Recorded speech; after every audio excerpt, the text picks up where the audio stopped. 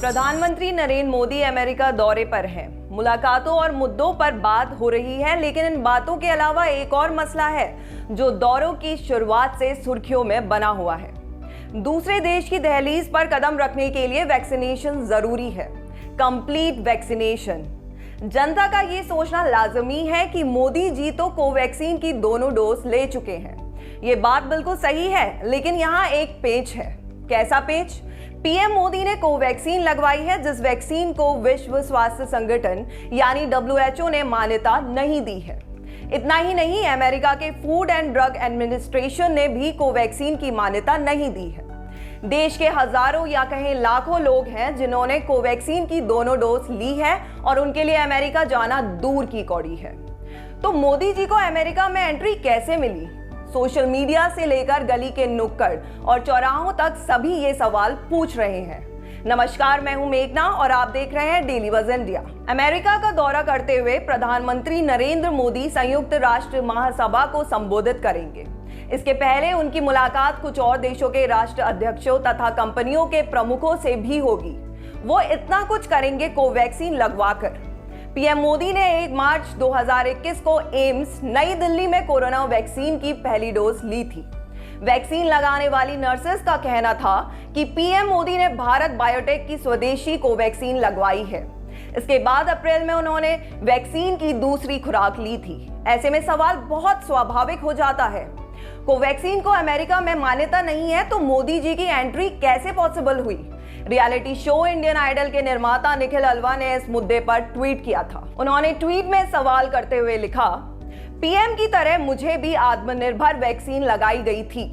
Iran, Nepal और मुट्ठी भर देशों को छोड़ दें तो मैं किसी और देश की यात्रा नहीं कर सकता हूं। मेरे लिए हैरानी की बात थी कि पीएम अमेरिका की यात्रा कर रहे हैं, जिस देश में कोवैक्सीन को मान्यता तक नहीं है।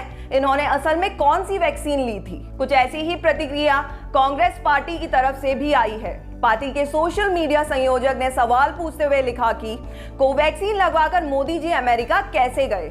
उन्होंने अपने ट्वीट में लिखा, प्रधानमंत्री जी को अमेरिका जाने की अनुमति कैसे मिली, वो भी तब जब उन्होंने कोवैक्सीन लगवाई है, जिसे अमेरिका में मान्यता नहीं मिली है। कई पत्रकारों ने भी इस मामले पर सवाल खड़े किए हैं कि कोवैक्सीन को अमेरिका में मान्यता नहीं है, ऐसे में मोदी जी को अमेरिका जाने की इजाजत कैसे मिली? बीबीसी की एक रिपोर्ट के मुताबिक एक अंतर्राष्ट्रीय मामलों के जानकार का कहना है कि वैक्सीन सिर्फ हमारे देश से जुड़ा मसला नहीं है, ये सीधे तौर पर दुनिया के तमाम देशों से जुड़ा हुआ है।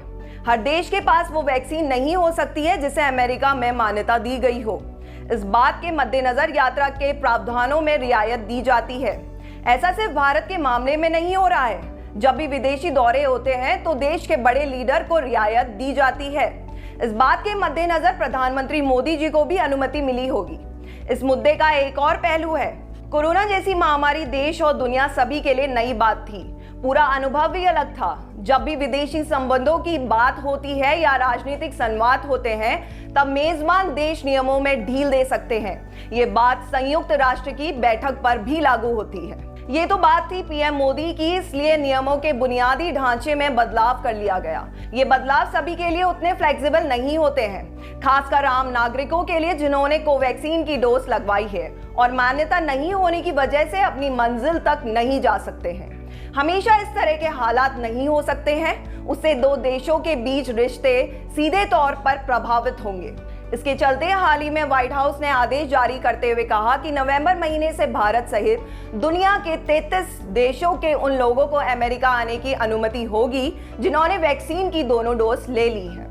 अमेरिका कोरोना महामारी की वजह से काफी प्रभावित हुआ था, इसलिए उसने दूसरे देशों से आने वालों के लिए रोक लगा दी थी। इसके बावजूद इमरजेंसी जैसी हालातों के लिए वीजा प्रदान कर रहा था। फिलहाल अमेरिका की यात्रा के लिए कई तरह के नियमों का सामना करना पड़ता है। यहाँ आने वालों की यात्रा से 3 दिन पहले की कोरोना रिपोर्ट नेगेटिव होनी चाहिए। इसके अलावा सर्टिफिकेट भी देना होता है कि आप 90 दिन के भीतर कोरोना से ठीक हुए हैं। अमेरिका सरकार ऐसे हर यात्री को एक अलग मामले के रूप में देखती है। वहीं बात करें कोवैक्सीन की मान्यता की, तो उसमें अभी समय है। विश्व स्वास्थ्य संगठन के मुताबिक कोवैक्सीन ने मान्यता के लिए आवेदन किया है, लेकिन अभी उन्हें कई अहम जानकारियां मुहैया करानी है। तो कैसी लगी आपको हमारी ये खबर? कमेंट बॉक्स पर कमेंट करके जरूर बताएं। साथ ही हमारे चैनल डेली बज़ इंडिया को सब्सक्राइब करना ना भूलें।